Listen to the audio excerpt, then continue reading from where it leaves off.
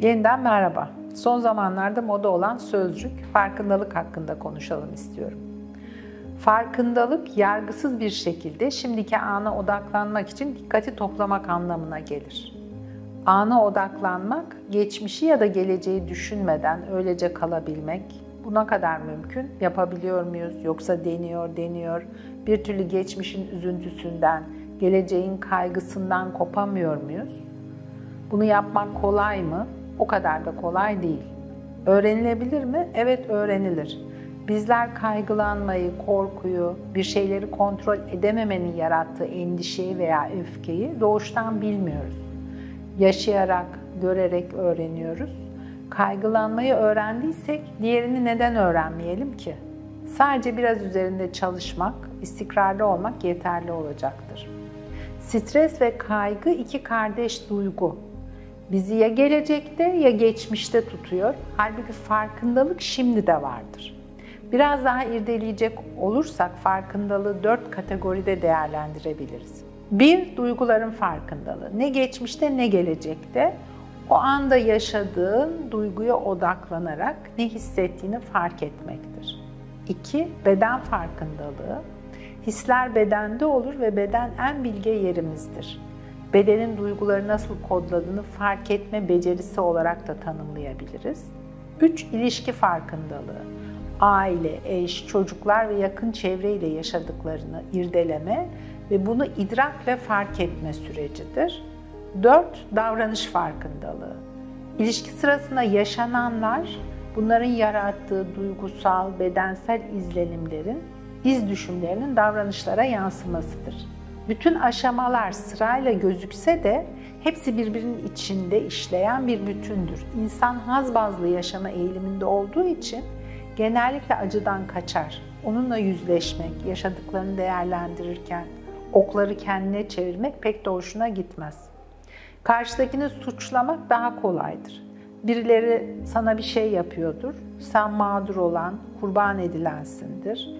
İnsanlar mağdurdan yana olmayı da çok sevdikleri için ilgi ister istemez o yöne akar. Amaç da aslında kurbandan kahraman yaratmaktır. Farkındalık bilinçli olarak ipler bizim elimizdeyse hayata inanılmaz bir değer katar. Bilinçli farkındalık öğrenilen ve yapılması mümkün olan bir şeydir. Yeter ki gerekli azmi ve sabrı gösterelim. Bunun için zaman ayıralım. Öncelikle kendinize iyi gelen duygulardan başlamak daha kolay olacaktır. Hatırlayınca kendinize soracağınız 3 soru var. Ne hissediyorum? Bedenimde neler oluyor?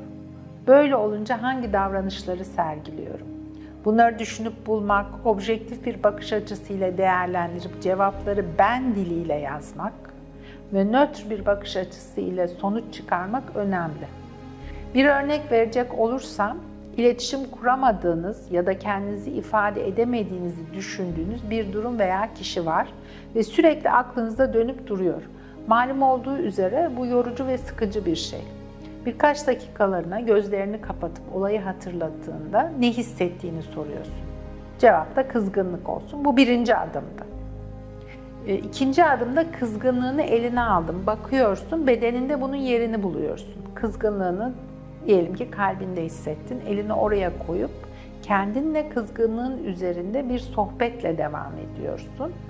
Üçüncü sırada odak noktan davranışın nasıl oluyor olacak. Belki bağırıyor, çağırıyorsun, belki susup içine atıyorsun ya da bambaşka bir şey yapıyorsun. Her ne ise mutlaka aklına gelir, iç dünyaya derin bir sondaj yapıp durum tespiti yaptık. Sonrasında ise nötrleyecek bir eylem bulmak.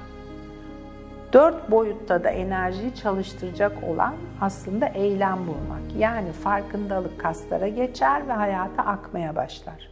Kimilerine göre nötrleyecek olan eylem yazmak, kimilerine göre meditasyon yapmak, bisiklete binmek, yürüyüş yapmak, yemek yapmak, resim yapmak, her şey olabilir. Bunu en iyi insan kendisi bulur. Bunun haricinde benim önerim, ne yapıyorsak tersini yapıp otomatik tepkilerden çıkmak olur. Bağırıyorsak susalım, susuyorsak bağıralım gibi.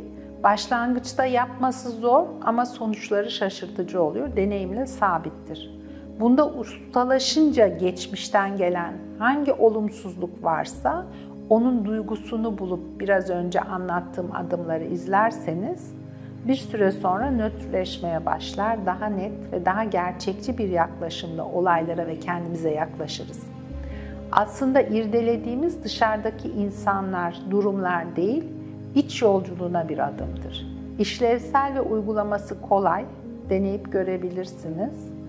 Bazen insanın kendisiyle yüzleşmesi ağır gelebiliyor ama unutma ruhuna ağır gelmiyor, egona ağır geliyor. Hayatta hataları ve olumsuzlukları engellemek mümkün değil. Böyle yaşamak neredeyse imkansız. Olumlularla beraber olumsuzlukların da hayatın bir parçası olduğunu kabul etmek gerekir. Çünkü yaşamın doğal akış dengesi budur. O yüzden bir ayağımız olumsuzda, diğeri olumluda ve biz bedensel olarak tam ortada durabilmeliyiz. Bu bize kabullenici olmayı, teslimiyeti getirir ve yolu da anlattıklarımı dürüstçe kendine uygulamadan geçer. Hayat neyi getirecek belli olmaz. Biz dengede olursak, hafif salınırsak, kolaylıkla tekrar dengeye girer. Pozitif olmaya, hep iyi hissetmeyi, iyi olmaya çabalamak tam tersini yaratacak. Zira bu bir fizik kanunu. Her şey tam karşıtıyla karşıtı kadar gerçekleşir ve hayat bulur. O halde nötr kalmak amacımız olsun. Farkındalığımızı bu yönde tutalım. Ufacık da olsa ipuçlarını verdim. Sevgiyle kalın.